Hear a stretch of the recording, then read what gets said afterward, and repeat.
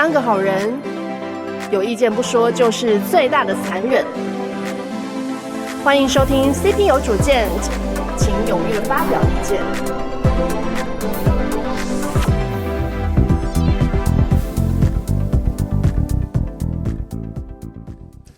Hello， 各位甲方大家好，我是 CP， 欢迎收听 CP 有主见。这一集呢很特别，因为这是我们第一次用全英文录音，我邀请到了我的澳洲好朋友，所以各位甲方即将要发现我的英文有多烂了，真是不好意思。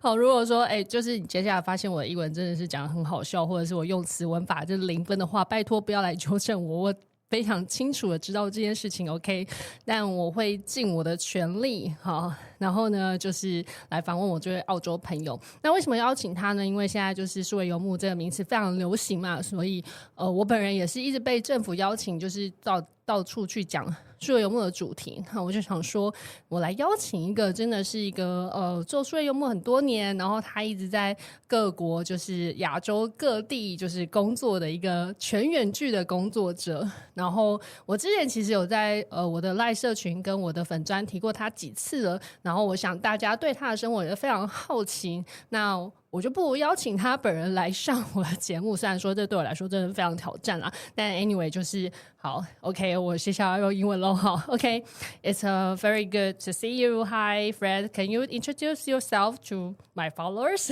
Yeah, absolutely. I just want to say I agree with everything you just said. Oh really? You can't understand what I'm talking Not about? Not a single word of it, but I agree with the tone of it. Okay. Yep, so my name is Fred. I work for a company based in Australia. It's a fintech company. I've been working fully remote for about three and a half years now, which I suppose is the whole reason you brought me on your podcast. So thank you so much for that. I'm 29 years old. I'm from Australia, or Aljo. I recognize that much from what you were saying. And yeah, it's great to be on the podcast. Yeah, it's so good because now digital nomad is very popular in Taiwan. But I don't know, is popular in Australia or not? It's definitely conceptually popular. Okay. I think during the COVID period and in the aftermath of that, there was a perception that maybe it would become more common to be able to digital nomad or work from home. But I think there's been a bit of a snapback in the aftermath, maybe a couple of years after COVID, and a lot more people are working from home. Working from the office or some kind of hybrid situation now. So it is still quite rare and still very desirable for the people who can accomplish it. So very desirable, but yeah, not very common in Australia right now. Can you share us that your lifestyle or how much over you need to go back to Australia? Yeah, absolutely. So I currently pretty much live overseas, usually for about 10 or 11 months per year. 10 or 11 months. Yeah, around so about that. So basically only 1 month in Australia? Essentially, yeah. Okay. There technically isn't a really big requirement for me to come back. Like, my company is very flexible of that. However, we do have a in-company event usually once or twice a year, specifically around Christmas. And so just for the sake of, catching up with my colleagues, reminding my boss I still exist, all that stuff, I do tend to go back and also combine that with seeing family and friends as well. I probably could get away with going overseas indefinitely, but for all the various reasons I described, I do try to go back 1 or 2 months every year. Yeah. Okay. So why you choose this kind of life? Oh, now that's a both personal and philosophical question. I suppose at the fundamental level, it lies at the intersection of what I desire in life and also the opportunities that I've been able to attain for myself. So I come from a family that has always had stories about traveling extensively. Like my mum traveled many parts of Asia during the 80s and 90s. She went to China during the late 80s, which, as I'm sure you would be aware, is a period where not many foreigners were going to China. Wow. She went to India for like 6 months. She went to Liaoguo, or Laos as we say in Australia, within 6 months of it opening for the first time. My dad went to Europe. He went to the Soviet Union back when it was still a thing. And so I think when you grow up with those kind of stories being passed around by your parents from a very young age, you kind of have that travel bug inside you that you want to kind of like let out. Wow, so it's a family tradition. I would say so, yeah. Actually, my brother is going to go and live in Argentina in about a month or two. So clearly... When? This year? Yeah, this year in October. Wow. So, we're never in the same room at the same time, me and my family. But So yeah, that's certainly been a driving component. And the other thing is opportunity as well, because I'm far from the only person who would enjoy being able to live and work and experience overseas. But through the opportunities that I've worked towards and through my own kind of like initiative, as well as luck, because that's always a component, I've been able to get the opportunity to kind of action that. And so when those two elements coincide or interlock, here I am.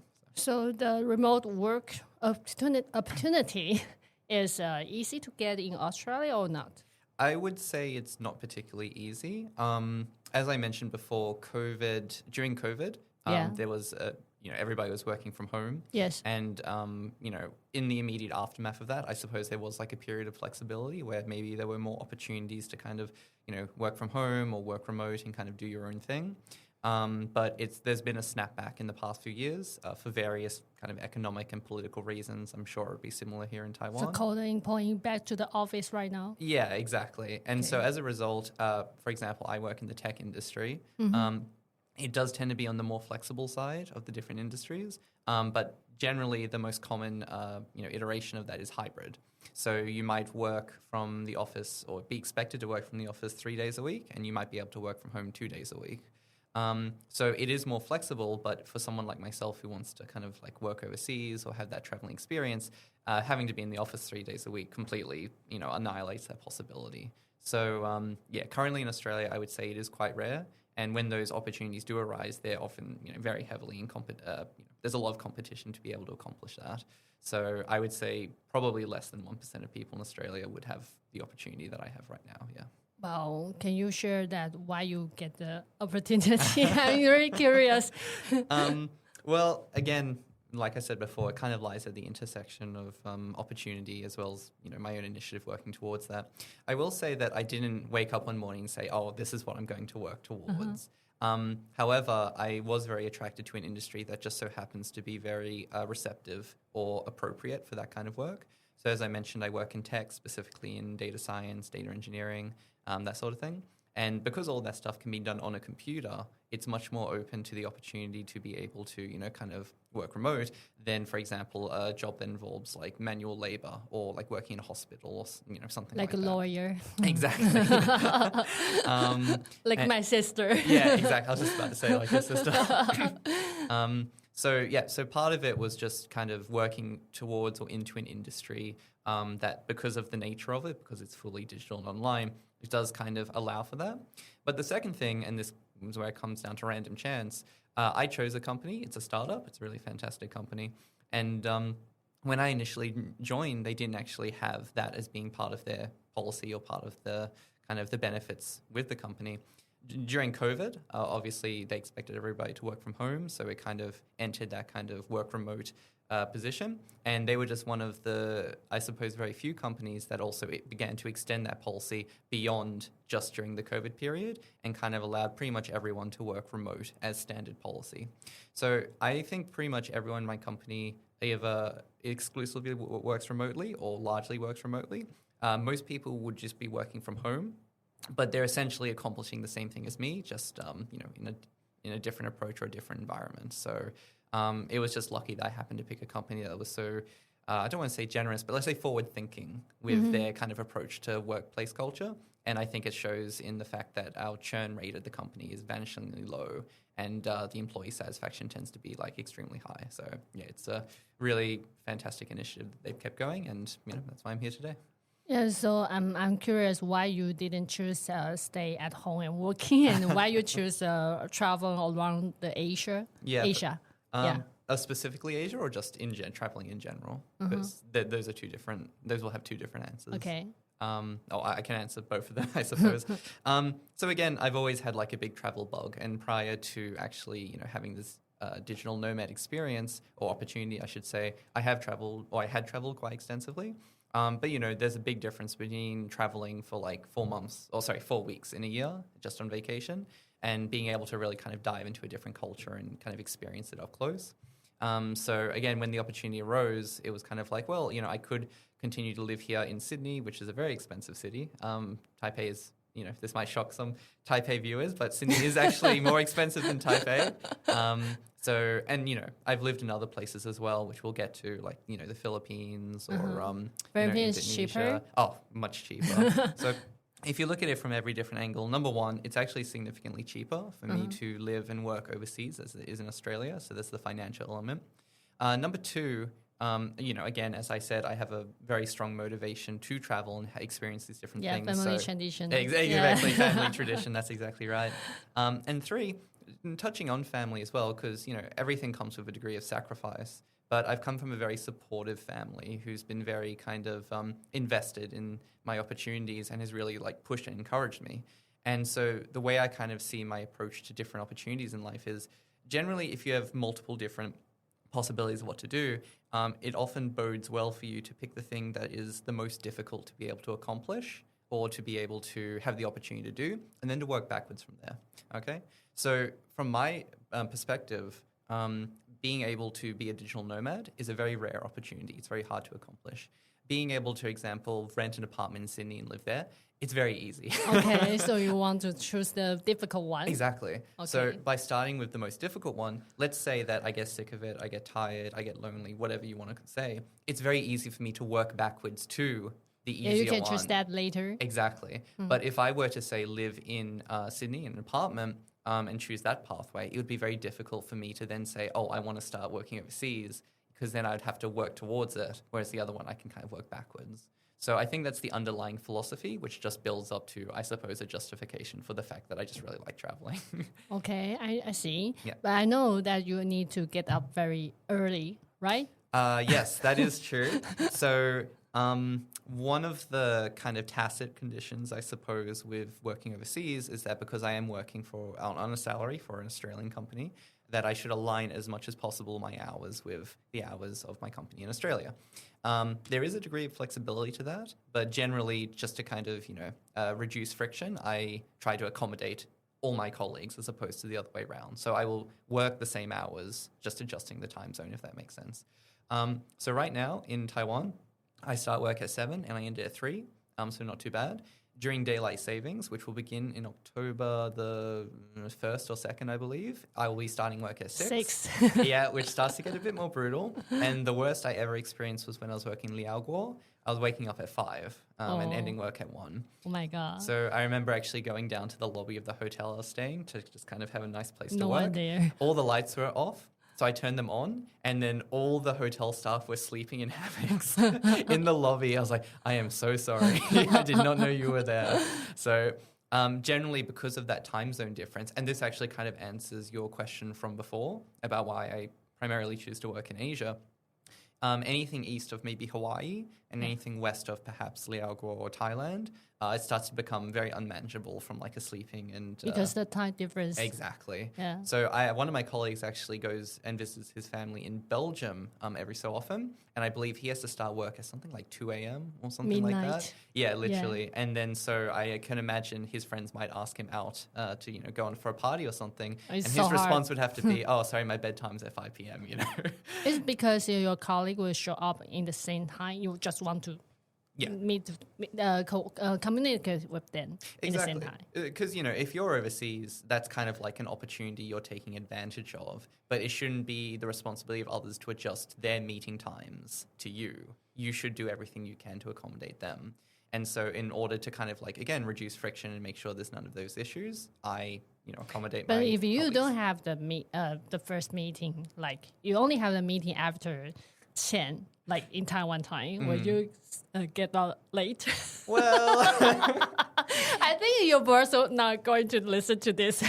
Well, certainly nothing I would admit. Okay, yes, essentially. Although I do try to be honest with my work because, again, it's a great opportunity. If, for example, I do start work late or early, I will usually adjust my hours. So there have been times, for example, where I'll say, hey, guys, I'm going to start working from 10, but I will finish at 10 a.m. Australia time, but I might finish an hour later. It's that kind of thing. But one other consideration is my work is very project-based. And so I think the fundamental underlying expectation is as long as you're getting the work done. It's not only rely on the working hours. Exactly. Yeah. Working hours are less essential than getting the work done on time and with the quality they desire. So I think there is a degree of flexibility of that. So you need to be very responsible to keep your job. Absolutely. It's a job that requires a lot of self-drive and self-initiative. And I think it doesn't matter what job it happens to be. If you're a digital nomad, there will be a very high degree of self-drive required to be able to maintain, the expectations, the responsibilities of what you're doing. Yeah, you mentioned what I'm going to ask. Oh, really? Oh, well. Yeah, it's okay. I read your script I think it's very important because a lot of people ask about the digital nomad question. How can I have the life like you? But I think the most important thing is to responsible. Yeah, and you need to behave yourself very well. You need to be responsible for your job, your clients, something like that. So it's not about the working hours.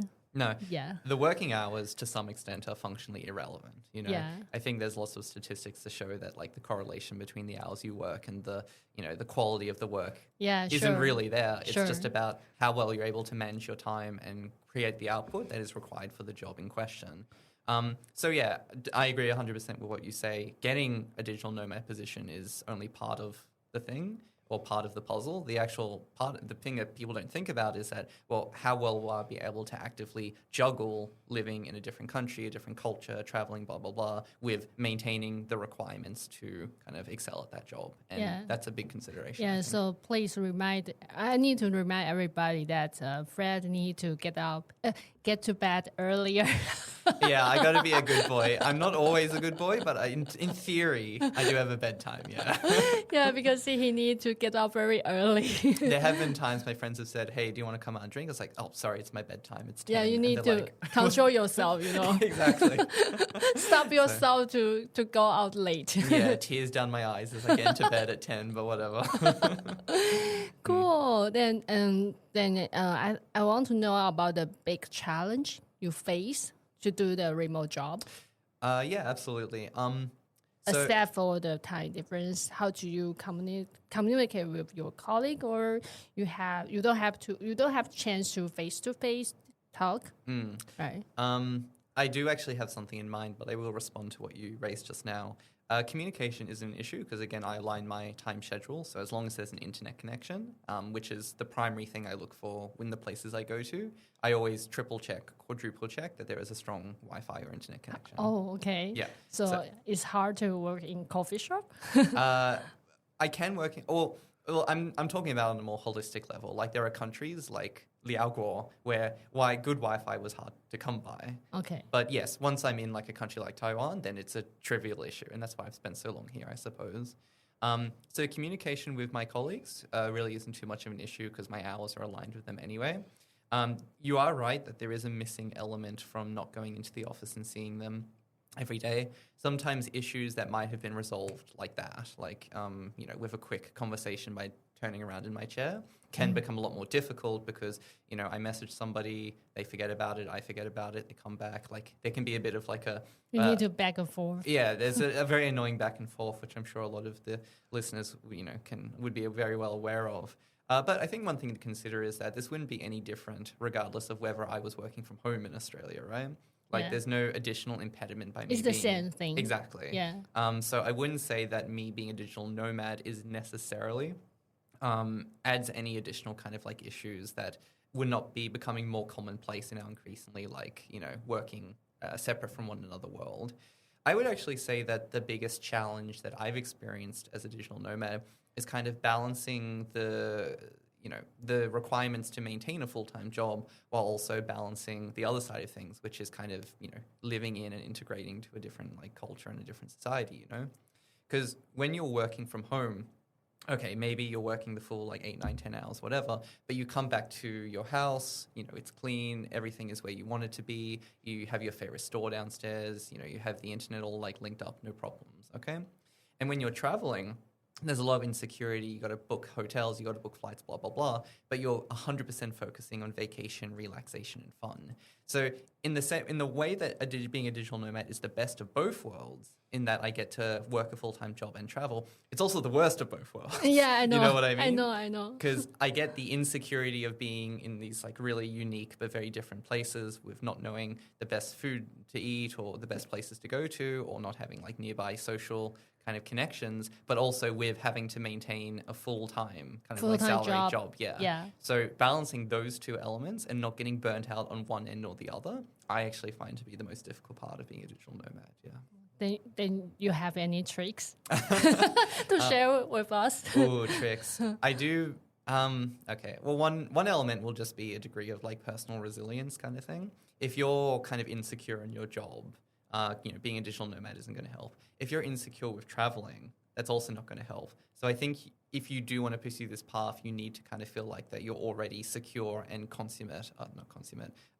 good at both elements, I suppose.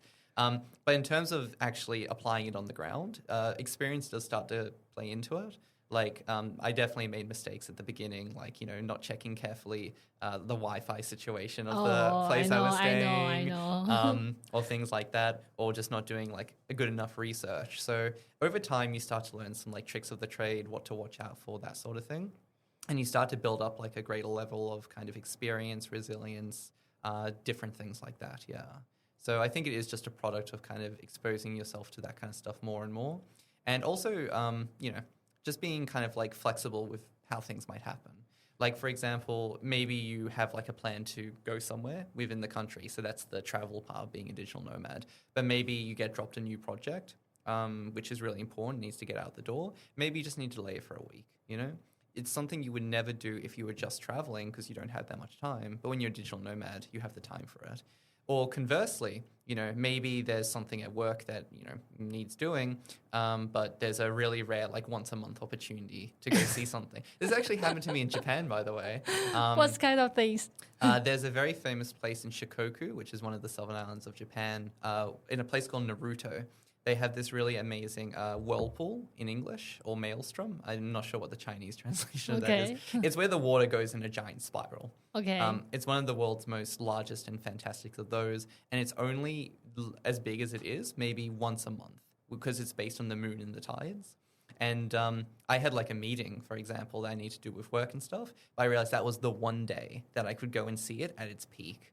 So I was just like, hey, look, guys, I got some like other stuff on. Can we be a bit flexible? Can I move my meeting? Blah, blah, blah. And people were pretty understanding with that. And as a result, I basically took like the time off to be able to go see that and just kind of transitioned, Once a month? Once a month? That was just the one time, that once a month kind of thing. Oh, once a month. Oh, the whirlpool is once a month, but me going to see it was that one time kind of thing. But again, I wouldn't be able to do that if I hadn't built up the trust from my colleagues that, okay, this is a one-time thing. It's not like a big issue. So again, I think to be able to maintain the balance, you kind of need to be like very good in both areas, and you need to maintain a high rate of being able to manage both consistently over long periods of time. So resilience is also another element at play there. Not sure how well that answers your question, but that's the answer I'll give. I think that is very important because a lot of people didn't understand that. They always imagine that they can use computer under the beach. Okay, so I got to give a really quick tangent here. There is almost a cottage industry on Instagram and other social media platforms of people selling this idea of, I'm a digital nomad. I'm slipping mojitos on the beach and working 2 hours. These people are selling you a dream. They're selling you an idea, and they're doing it in order to gain like attention, which is how they make their money. Yes, okay? Sure. I'm not trying to say being a digital nomad isn't a fantastic experience. I think if you have the opportunity, everyone should give it a go. Yeah. But don't believe this kind of, chilling by the beach, everything's perfect. Like, you are working a full-time job and you are traveling in very different countries and cultures at the same time. Fantastic opportunity, but no, it's not this beautiful... You need to manage it. You need to manage your time. It actually requires skill sets that you don't have to really need if you're just doing those two things individually, okay? So just be prepared if you do want to go for this lifestyle. again, and I encourage everyone to do it, you need to be aware of the reality of the situation and not believe these social media hucksters, essentially. Yeah. I also like that kind of life very much, but every time my friend go travel with me, they always complain that I spend too much time on work. I've heard the stories, yeah, 100%. That's very you, actually. Yeah, but I always think, okay, that's my life. Yeah, exactly. Yeah, then I can come here next time. I can visit the place next time, and I'm sure that I will have enough time to visit that again, so I won't miss anything. 100%. Yeah. It's all about prioritization. Yeah, That's so all it is, I like to stay in a place like for 2 or 3 weeks, better than 1 month, but I still have kids, so. Yeah, absolutely, for sure. Yeah, that's great. Okay. I really enjoy your sharing, but I need to summarize this. Oh, yeah, go This, for it. yeah. 所以我现在就很快做一个总结，然后我很希望大家可以听得懂，因为他讲英文真的讲得非常的快。然后就如果你就是有一点困难的话，我觉得可以就是尝试看看把它放慢，应该是可以放慢来听啦。但是因为我觉得他分享蛮精彩的，基本上就是数位游牧不像大家想象的那么的开心，就是好像我们就边玩边工作啊或干嘛的。其实它有很多挑战需要去面对，不管是你要对你的工作负责，然后你有时差的问题，你要跟同事协作的问题，然后你有 WiFi 的问题。但我觉得就是我觉得他是一个就是 Fred 他是一个很好的示范，因为他其实都 manage 蛮好的，然后他也在很多城市都交到很多朋友。我希望下一集就是我可以继续问他，就是他可能最喜欢哪个亚洲城市，因为他真的去过蛮多城市的，然后而且在每个地方都可以交到朋友，这是一个我很佩服他的地方。然后我们这集就到这边，如果大家对数位游牧有更多的问题，比如说或者是全远距工作的挑战，你有任何问题想要再问 Fred 的话，你可以私讯我，或者是留言让我知道，因为我跟他我们已经认识了大概2-3年了吧，所以就是我都可以再帮你问他，他其实还蛮乐意跟大家分享，而且他也跟我说过说，如果有人愿意请他吃饭的话，他很愿意回答这些问题，我就觉得蛮可爱的。好，如果你真的有想要请他吃饭的话，可以跟我说，因为他1年之中待在台湾时间还蛮长的。Can you share about your plan stay in Taiwan this year? Oh, yeah, When sure. were you in Taiwan? So I first came to Taiwan. Well, I've actually been to Taiwan twice before coming, but just for very short trips. Yeah.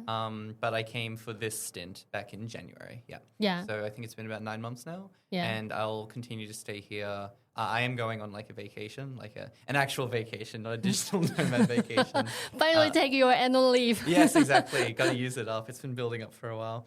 And I'll definitely be coming back after that at the end of September. And I haven't actually made any particular plans after that, but I do.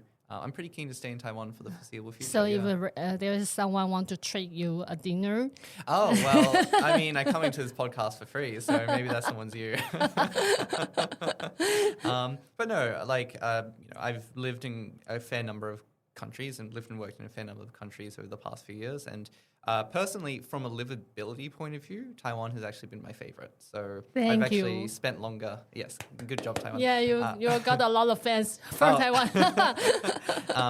Taiwan has definitely stood out in that regard. So my desire to continue staying here is quite high. Yeah, we can talk about later. Yeah, sure. So I just want to know about your schedule. You will stay in Taiwan in October, right?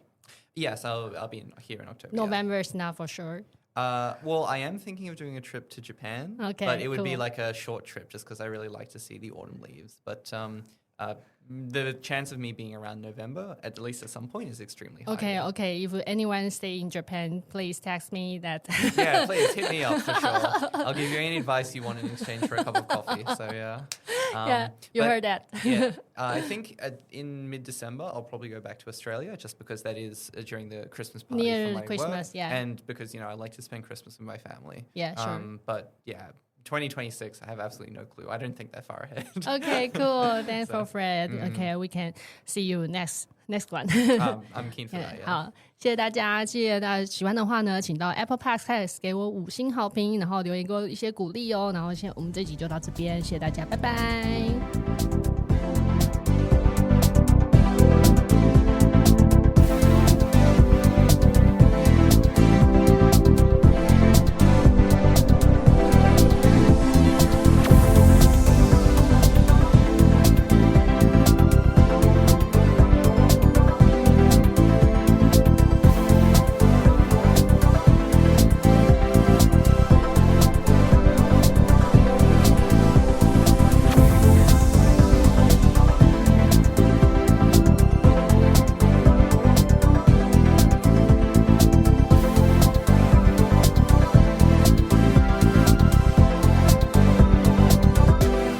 拜。